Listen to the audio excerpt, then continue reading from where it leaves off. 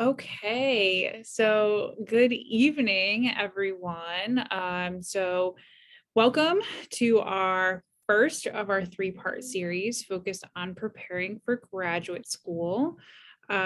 So this series came about because we've noted that although there's been a lot of changes, and I know in the past couple of years in terms of graduate school requirements, or even like considering if you want to go to graduate school or what that's going to look like for you, because COVID changed a lot of things. We recognize that sometimes graduate school sneaks up on students. So you might be really focused on just getting through your semester and getting to graduation. And it's harder to think about things like, what do I have to, all the steps that you may have to do before to get ready for graduate school, right? And one of those things is graduate school exams. So that is going to be tonight's topic, talking about the different types of exams that are required. And we're going to mostly talk about the main ones, although there are several out there. And then, kind of navigating that, the structure and the timeline, and kind of planning it out so that you are well informed and prepared if you have to take a graduate school exam. We are also going to have other parts in this series over the next few weeks. And so they're going to also be focused on things like getting your graduate. So most graduate programs require a personal statement or some sort of essay. And that can be really overwhelming. So we'll talk about how do you construct a really good statement or essay. And then also how to find resources to support you through your graduate exam journey. So I'm going to introduce our speaker, who then is going to share his screen and do his lovely presentation. Many of you know who he is because he works in our division in our learning center as a learning specialist, the fabulous, lovely Mr. RJ Portella. And I'm going to turn it over to him, and he's going to just wow you with his knowledge. Thank you. May I say, Dr. Mayers. Thank you. Good evening, everyone. I'm RJ. Some of you already know me, like Dr. Mayers said, or you may know her as Randy. So I'm going to share my screen here. We're going to get right into this presentation. Can you see that okay? Yes, all right, great. So I'm going to start this from the beginning, and it's going to go right to the full screen here. So there's a lot going on here, and I want you to take a deep breath and realize that one of the key components to graduate school, depending on the school, depending on the program, is taking a graduate exam. So what you may consider these as, most of you took an SAT or an ACT to get into college. This is like the SAT or the ACT now for graduate school. So it levels up and it goes, those tests go off into all sorts of different directions. And I'm going to give you an overview of all of them. So here's my biography here. I'm not going to run through it, but what qualifies me to do this presentation is that I have a side tutoring business, and I have had it for, I shudder at this, next month it'll be 30 years that I've been doing this since peer tutoring in high school. And part of my expertise lies in the college and graduate admissions process, doing the essays, doing the tests, helping students achieve their potential. Because remember, while these tests are not life and death, they are high stakes, and having a good score, if the score is required, will open doors for you. Okay. Now, if you take a look at the bottom there, there's my email. Remember, this will be recorded. You will also get correspondence about this. And you also know that if for some reason you lose my email, you can either look me up, or you can go to the Learning Center website, or just contact Dr. Mayers and she will directly forward any emails or whatever to me. I want you to understand from the get-go that whatever help you need, I am here. I am more than happy to help you. I will never tell you you're contacting me too much. Please use me as a resource. And if I don't know the answer, I certainly will find it for you.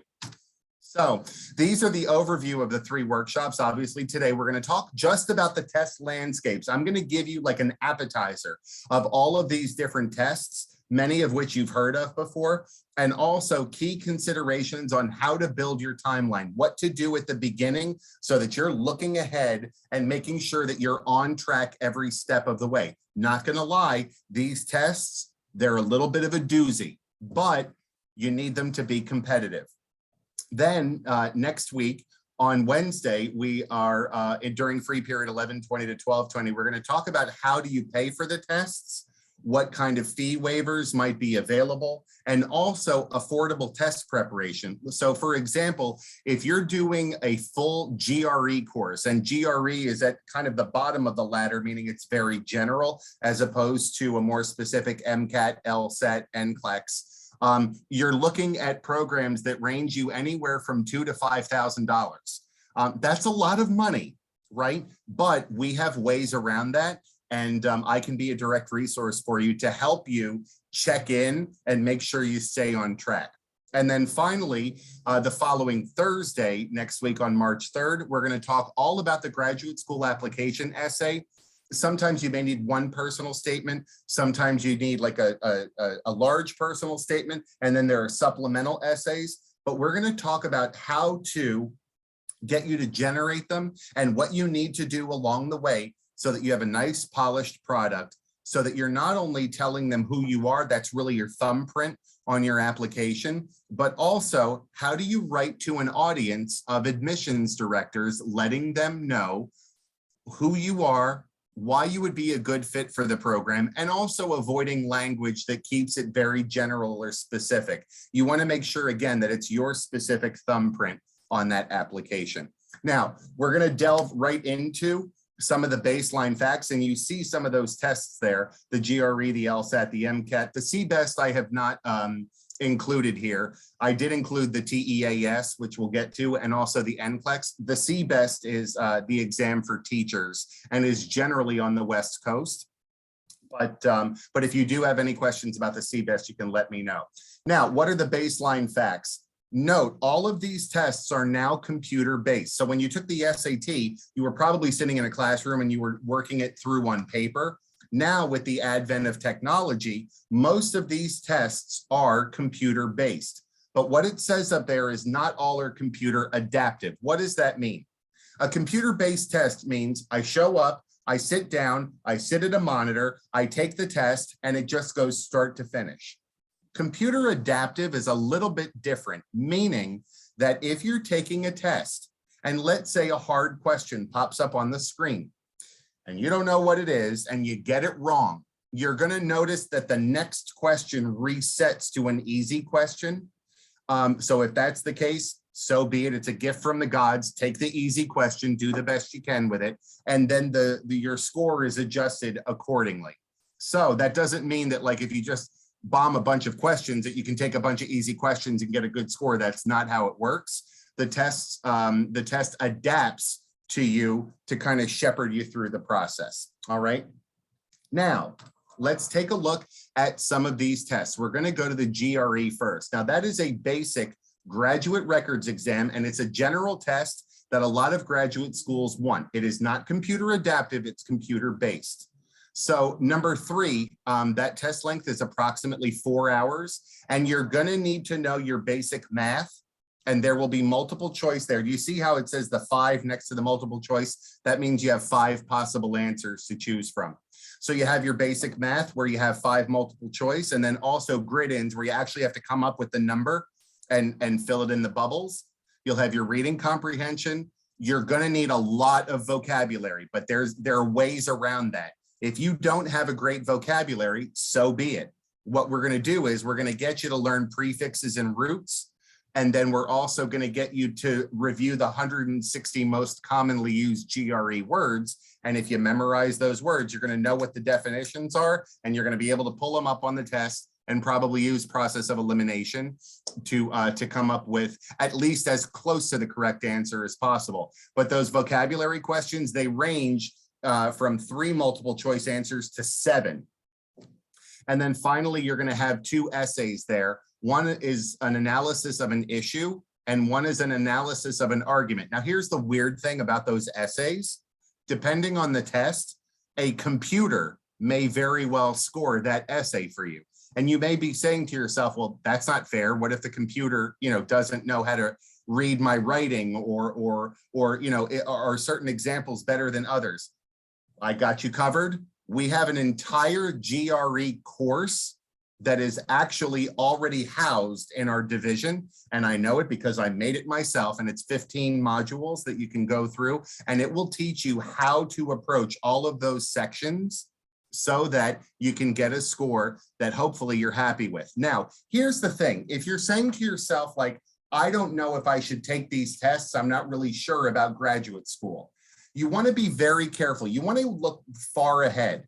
If you're looking at programs that require a GRE, those scores that you will take are good for 5 years. So you could theoretically take the test, bank the scores, and then in 2 or 3 years, maybe after you do an internship, after you get some professional experience, once you figure out maybe where you're going to live after college, if you move in with friends, you move back home, whatever the case is, those scores are good for 5 years. So you can pull them, and then the rest of the process is much easier. And if you think about it, a lot of you are taking math, obviously, as part of your degree requirements. So reading comprehension, usually that doesn't get rusty nearly as much as math does, unless maybe you're a math major, right? So you want to be very careful. You don't want to lose a lot of that math, so that if you want to take the test in 3 or 4 years, you're now kind of starting right over from square one, having to learn, your basic algebra, geometry, data statistics, probability. So those are good for 5 years. Now, there is a little bit of a fact sheet on the different sections, and it'll show you about the allotted time, and it'll show you what the sections are. I do want to call your attention to the unscored section right here. And a lot of the standardized tests actually have an unscored section. What does that mean?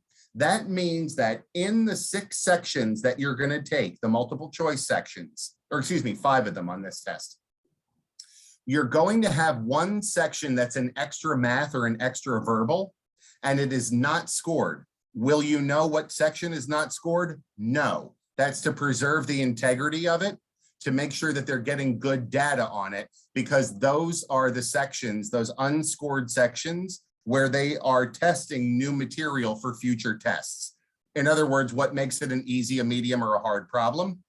When it was an experimental question, if most people missed it, it goes into the hard category. So unfortunately, that's going to be 30 or 35 minutes of your life that you'll never get back, but so be it. It's part of the game that they play, and you move on from there. So that's the GRE. That is your basic graduate school admissions exam. And you'll see some of the language here in a sample text completion question. You see how you have the 3 choices for each one. So if you want, take a look at that just very quickly, and you're going to notice how difficult the language is. It's exhausting sometimes. Now, not every question is like that, but that is a sample question. Okay, I'll give you just a moment to read that. But keep in mind, there are ways to get through those sentence completions so that you can use process of elimination. It's really like a puzzle that needs to be solved. You just have to know what you're comprehending there and also what those words mean. Okay, that's your basic GRE. Now let's go to the Gmat. If you are looking for a business program, an MBA program, a master's program, you're probably going to need to take the Gmat, which is the Graduate Management Admissions Test. Now, this test is computer adaptive, so if you get a hard one wrong, it'll reset to an easy question. Here's the thing about a Gmat. You're going to want to check the schools you're applying to. Got to get those schools first, and you got to find out what their requirements are. Some business school programs will accept a GRE instead of a Gmat, but you have to check with them. If they say that it's required, you do it. If it says that it's recommended, I would also do it. If it says test optional, yes, you can absolutely make the choice to not take the exam, right? That's for general undergraduate. If you're going to law school or medical school or nursing school, you're going to have to take one of those exams. If you want to be a licensed nurse practitioner, you're going to have to take the Nclex. So you see how the more focused the graduate programs are for professionals, the more likely you're going to have to take the test. You want to be very careful though, because if you're moving to graduate school, and let's say you're looking at 5 schools and 3 of them recommend or require the test, I got to be honest, you probably want to take the test. But don't worry, you always have help on your side, okay? So let's go to number 4 on the GMAT there. What you need to know, you need your quantitative reasoning, your verbal reasoning, short and long passages. You also need to know grammar on this test, basic sentence structure and grammar, like your parallelism, your subject verbs, use of punctuation, and all of those are 5 multiple choices. And also you'll have an analysis of an argument, just like the GRE. Now, the analysis of an argument, what they're going to do is they're going to give you a prompt that builds an argument. And what you're doing is you're not saying whether you agree with it or not. Your opinion has no part in that. What you're going to do is pick apart how the author built their argument to see where the reasoning is sound and where the reasoning is flawed. And trust me, there are very easy ways around that. Again, this test, those scores are good for 5 years. So I'm going to run through a couple of more very quickly, and then I'm going to pause for questions, which you can either, unmute and ask, or you can throw them in the chat. Okay. You'll see a GMAT fact sheet here, just like we did with the GRE, and you'll see the scoring on the right-hand side. I'm not talking about anything with scoring right now. That really depends on your specific test. And down the line, if we find that there would be good benefit to a workshop focusing on an individual exam, like for example, there are 2 people in the room right now, one may be taking one, like Naya may be taking one test, Jennifer may be taking another. So I understand that, you're probably not going to be cluing into all of these. But if we don't find that there's a benefit for a workshop, I am always happy to do a one-on-one meeting with you, and it could easily be over Zoom so that you don't have to necessarily travel. We have the whole internet at our disposal, okay? So you can see some of the facts there. And then also you got to watch out, because there is a specific type of question on the GMAT called the data sufficiency question. And if you take a look at that, the question is the product of X, Y, and Z equal to 1? And then they give you 2 statements, X, Y, and Z, I'll add to 3, and that they're all greater than 0. So you need to ask yourself, are these 2 statements alone sufficient to answer that question? Or are both of them sufficient together? Or is each one alone sufficient? Or are the 2 of them together not sufficient? And I know plenty of students that, like, when they even look at these questions, part of the game is actually trying to remember, like, what answer do I pick based on what the question is like. So that's just a little taste of a specific question on the GMAT. All right. Let's move on to the Mcat. This is for medical school admission. It's the medical college admission test. It is not computer adaptive, but look out, America. It is 7 hours long, which makes sense. If you are going into the medical profession, there is a lot of biochemistry, psychosocial and foundations of behavior that you need to know, and also analysis and reading skills. So there is a lot that goes into this test. And again, it is 7 hours and the scores are good for 3 years. Now, why is that lower? Because as medicine evolves, as knowledge evolves, so will the test evolve. So that's a much lower time frame. So the scores are good for 3 years, but you got to watch the Mcat. You can take it 3 times in a calendar year, or you can take it a total of 4 times in 2 calendar years, but you cannot take it more than 7 times. And let's be real, who the hell wants to take it 7 times, right? That's why proper preparation up front will give you a great hopeful first showing. And if not, then you probably want to take it 1 more time and go from there, okay?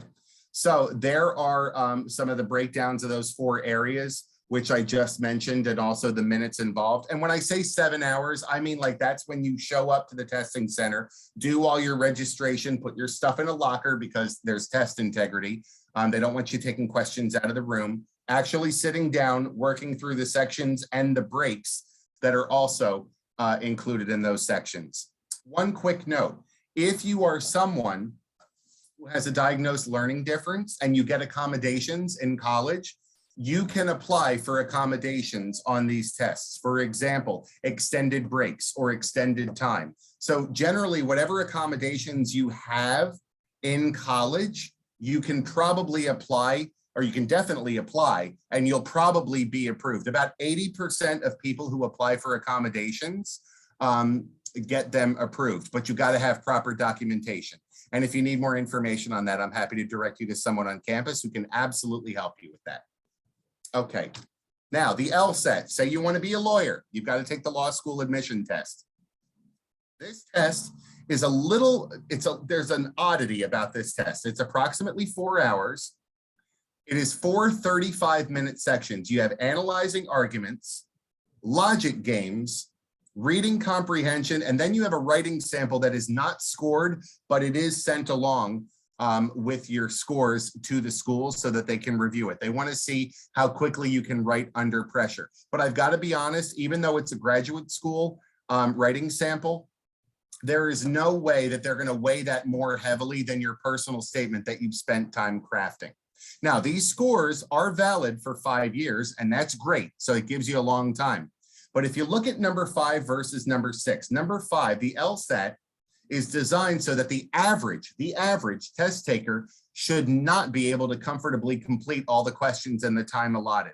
I'm not exactly sure why they do that, but it is a common factor of the LSAT. So what you want to do is that test is going to be, it's going to be very important for you to know when to guess aggressively, quickly, and when to work through problems. Trying to find that balance of when do I guess aggressively and when do I just guess and get out of there so that I can open it up for other questions. Now, number 6, this is a little tricky.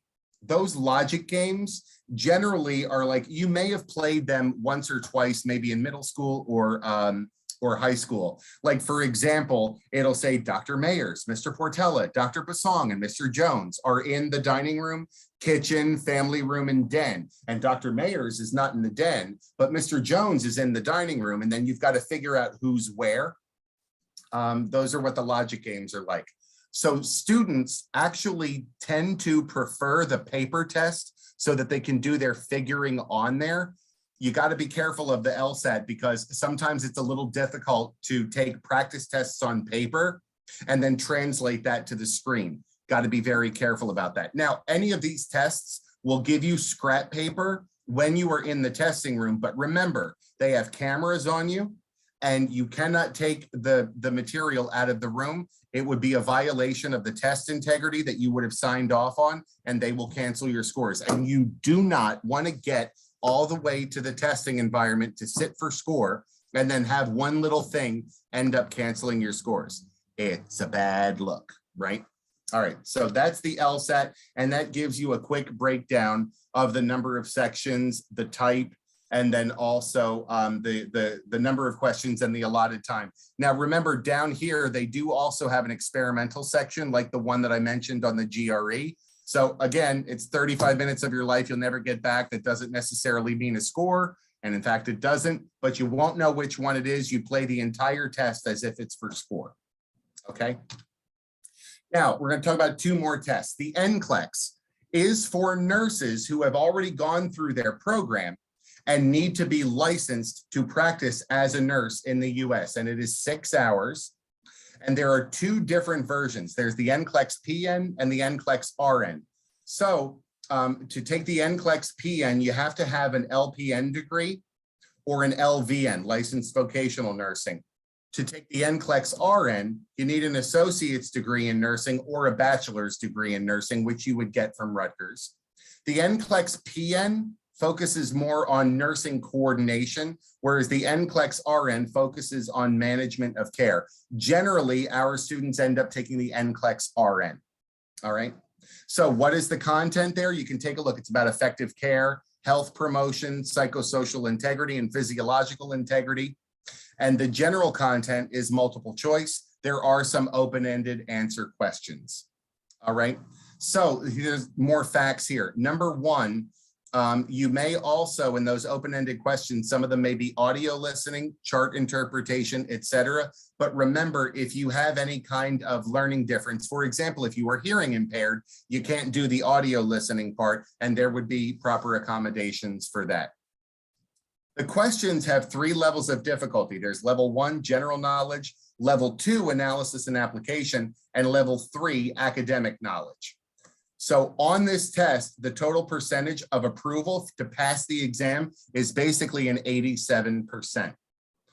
Once you are done with your nursing program, about 6 to 8 weeks prior to graduation, you're going to get what's known as an ATT, an authorization to test. In other words, you are on your way to completing your degree. Here is your ATT, and that gives you basically a pass to take the test. And once you get that, you can register for the exam on the Nclex website, and you'll come up with a testing center that's close to you. And remember, these testing centers, especially the fact that we are near Philadelphia, there are a lot of testing centers in Philadelphia. There's one right over the bridge at 5th and JFK, or excuse me, 15th and JFK.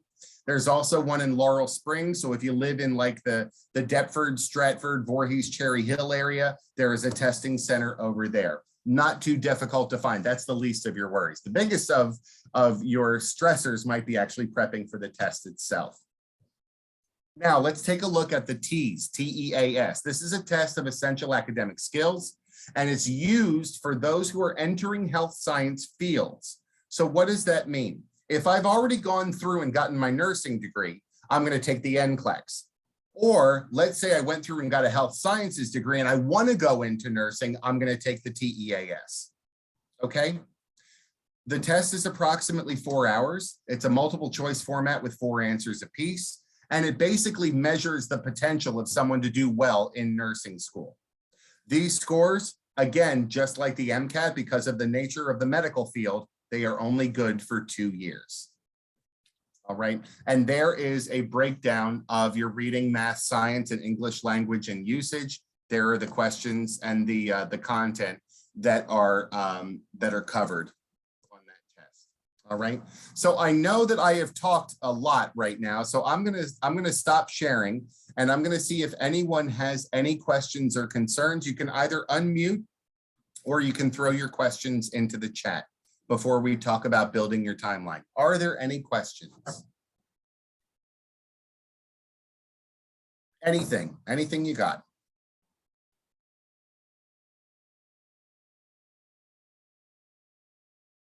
Going once, going twice. All right, I'm gonna move on then. And remember, anytime, oh, wait a minute, I see a question. Oh, Dr. Mayers would like to know, what exams are you thinking about? Jennifer, Naya, if you would please throw those into the chat.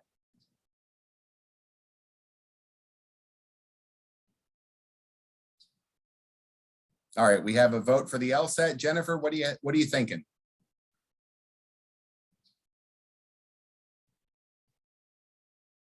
GRE. Okay, good. That gives me a little bit of focus to move forward. So we're looking at an LSAT and a GRE. I am going to share again, and we're going to move on to building your timeline. So as we move to the timeline,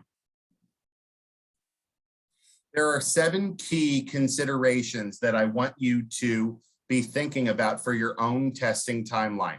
Your calendar and your time management, I've got to be honest, that is going to be one of the biggest areas of personal discipline, which you'll see is number 7. Also, you're going to want to create accounts through the testing organizations. You're going to want to take an initial diagnostic test immediately to find out what your baseline scores are. Number 4, anticipating test prep help, which is good because we're going to cover all of that next week. Dealing with primary source materials, and I'll let you know what that means. Also, making sure you know where the testing sites and the accessibility of them are to you. For example, if you do not have a car, you're not going to want to go to Laurel Springs. You're going to want to hop on the Patco. It'll take you over the bridge into Philly, and then it'll be about like an 8-minute walk to 15th and JFK. And then finally, personal discipline. So here we go on each of these. And I know I'm talking a lot, and I know it's a lot of information. So thanks for being patient as we get through all these. The calendar and the time management. The bottom line, gang, it takes time to prepare. So in order to do so effectively, your general timeline to adequately prepare for one of these tests is about 6 months. Now, I am highballing it here. I'm being very loose with the timeline because you may end up doing 3 months of intensive work, but in order to give yourself time to deal with life and travel and finishing out school and graduation and your family and your friends, and what about eating and sleeping, right? You're going to want to look at about 6 months. So what you want to do is take a look at number 3. You want to look at your application deadline dates, count backwards 6 months, and start preparing. Look at number 4. Here's how you start preparing. Register for the test immediately. That will give you a goal date to light the fire. And then, just as you would for class time or work time, you're going to block off weekly time as non-negotiable test prep time so that you can work through problems, take practice tests, learn new strategies, or possibly even check in with me along the way so that I can get a sense of where you are in your journey. Because this test prep, it is a constant state of evolving to level up your performance. You are not going to get 6 tests and take one week, and then you don't do any work, and you take a second one the next week, and then a third one.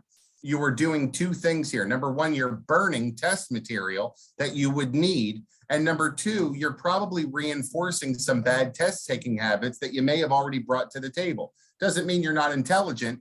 It just means you have a bad test taking set of habits that are going to reveal themselves. Remember when you first started with the PSAT and the SAT and you were like, okay, I kind of know what I'm looking at, but why am I getting these problems wrong? Because you need to know how the test makers assemble the language on the test. And once you take that beautiful brain in your head and start to adjust your focus to what the language is like, you're going to see your scores start to go up. But it takes not only practice, it takes targeted practice. Let's take a look at number 2. All of these tests, for example, if you're taking the GRE like Jennifer, you're going to want to go to the Educational Testing Services website, ets.org, and you're going to make an account, because when you make an account, that is how you register, apply for a fee waiver. It's how you view your scores. It's how you send your scores. And those sites also give you links to other free resources. For example, sometimes they have like a question of the day that you can put on an app, or that will get emailed or sent to you via text. And you can just do a little bit, each day when you're on the train or, hanging out at home, whatever the case is. It'll also give you a test day checklist and requirements to tell you what to bring with you, what to expect on test day, and also the policies governing integrity. For example, when you show up at a testing site, all of your stuff has to be put away in a locker. You cannot have your cell phone with you. You will probably be on camera the entire time at your cubicle with your computer, so you're going to want to be prepared for that. That's obviously closed circuit. It's not broadcast, but they've got to make sure that you are not cheating so that the scores mean something when you are, and not like you would cheat anyway, right?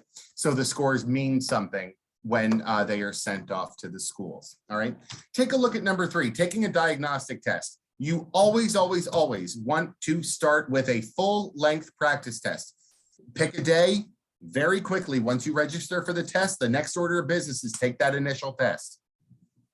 You want to set aside time to take the full thing in one sitting, so you know what the fatigue factor is like. Like, for God's sakes, when you get to like section 6 of the Mcat, you're like 5 hours into the test. That's brutal. You've got to make sure to learn how to pace yourself. Then you're going to look at the answers. You're going to mark the test and see what your baseline scores are. Then you want to review the test and see what content areas you might struggle with, and start creating a plan to review those topics. And we're going to talk about test prep materials next time. And then you also want to make sure that you are gathering and flagging future practice tests to prepare. But you want to make sure that you're taking practice tests at the right time so that you peak at the right time. You don't want to burn through all of the tests and then you've got it 2 months before the test. You're going to run out of practice material, and you don't want that. Okay. Moving on to number 4, anticipating test prep help. EOF may be able to assist with some books and some materials. And the next workshop is about those resources and how to leverage them. But remember, tutoring is expensive. I will say this though, if you or your family has the resources for private tutoring, great, congratulations. Do me a favor though. I want you to check with me first about who you are researching, because there are certain hallmarks that solid tutoring companies have. I have worked for 5 of them in the past, and I am, with all love in my heart, I am an expert on what makes a good tutoring company.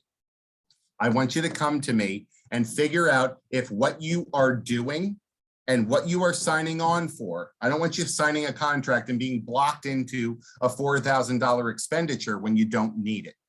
okay? Because much of that time could be used leveraging free resources.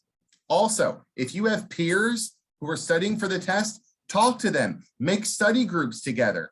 You will be surprised that you'll be surprised. The graduate exams are a very isolating experience, especially if you're doing it by yourself. But if you have someone you can partner up with, maybe you can help each other on questions.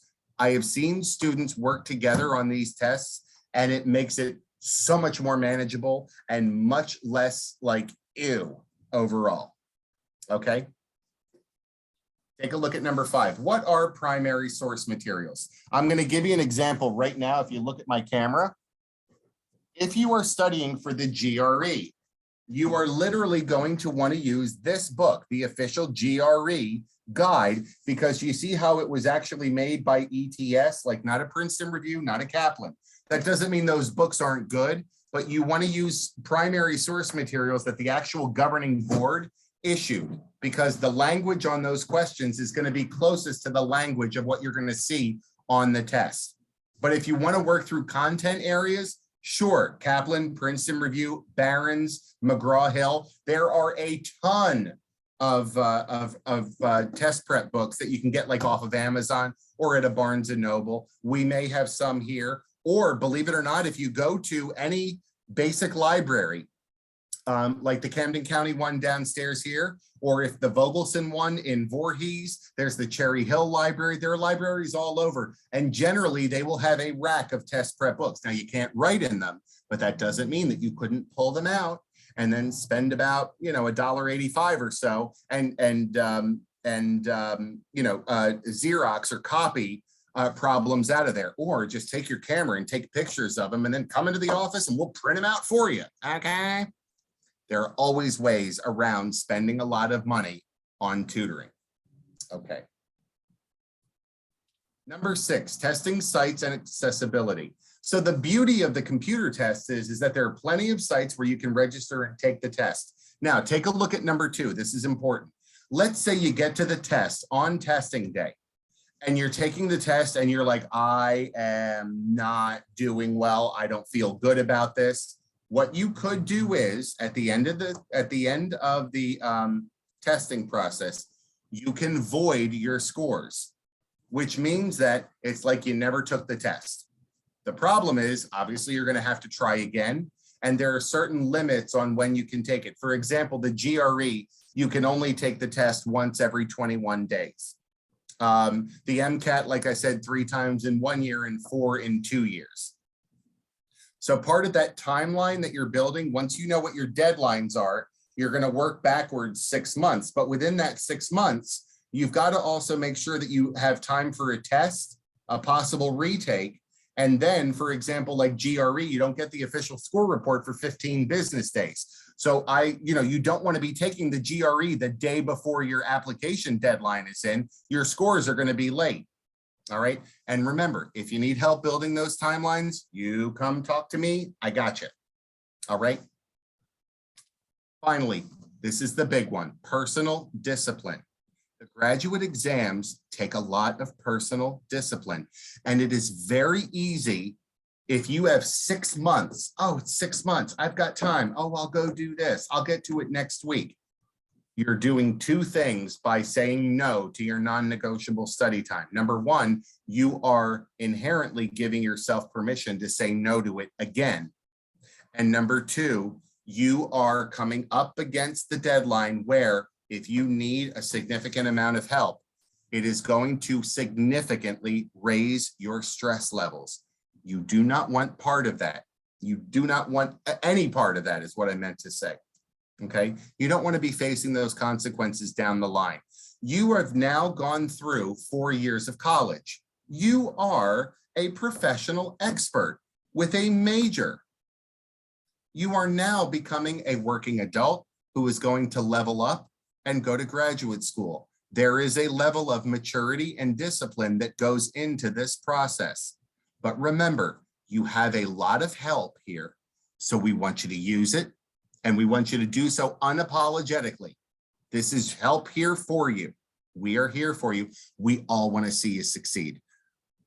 And of course, all of us, Dr. Mayers and myself, we went through this process as well. And just because, I'll leave you with this note before we take final questions, just because we're on this side of the screen or we're on this side of the desk, don't think that we did this ourselves. It is always a group effort. It always takes a village, and we are honored and proud to be part of your village. Okay, so that's that. Are there any final questions that anyone has about anything? And it could be linked to this or even something that's kind of like foreshadowing to next time. So I want to add something before Go they ahead. have questions. So RJ mentioned about resources. We do have resources. So we do already have a graduate school library that we started that has, I think, a copy of almost every book that covers some sort of exam. So we have the GRE, Gmat, LSAT. We do plan on adding to this library. And so if you're in need in something, please let us know.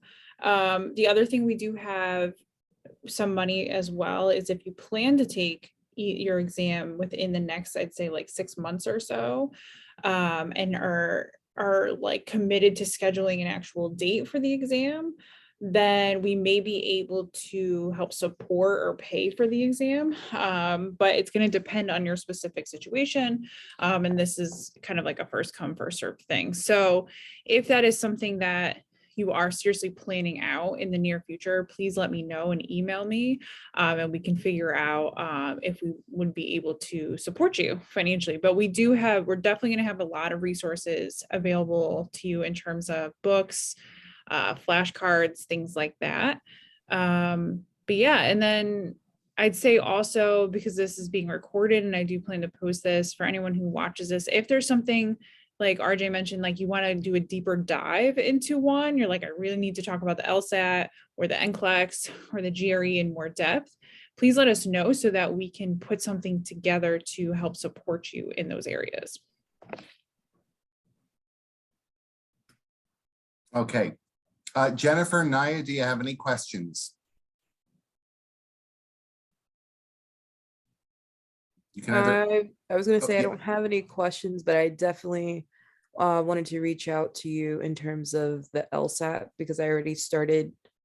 I took a test already, and I did not like my score, and I had a tutor, and I did not get what I needed out of it. So in terms of that, I wanted to schedule something with you. Sure. Do you have my contact information? I have your telephone number. Oh, beautiful. Just shoot me a text. Okay, thank you. All right. Jennifer, any questions from you?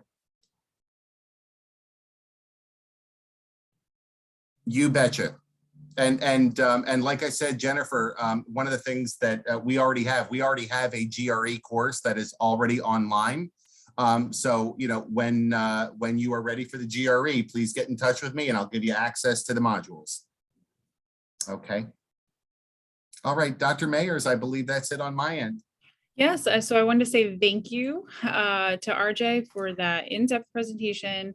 I hope that it was helpful to anyone who's here or who will be watching, and that you also consider attending, even if you're not quite ready for grad school or you're not sure about grad school. These are things that are just great to have in terms of information. So next week we'll be talking about resources, and resources are timeless and things that you always can just kind of like keep logged somewhere and hold on to, so when you are ready to explore grad school. And then the following week we'll be talking about personal statements and essays, and that is also something that is probably one of the most difficult parts of applying to grad school, because that is, in addition to, of course, things like GREs and things like that, that is one of the most heavily weighted things in grad school when they review your application. About like, what are you saying in your personal statement? It's almost like applying to a job. So how are you selling yourself to the school you want to get into? So great resources. So I hope you guys join us. But otherwise, if you have any questions, reach out. But otherwise, I hope everyone has a great night. Thanks, everyone. Thank you, Dr. Mayers. Thank you. Good night, everyone. Have a good day.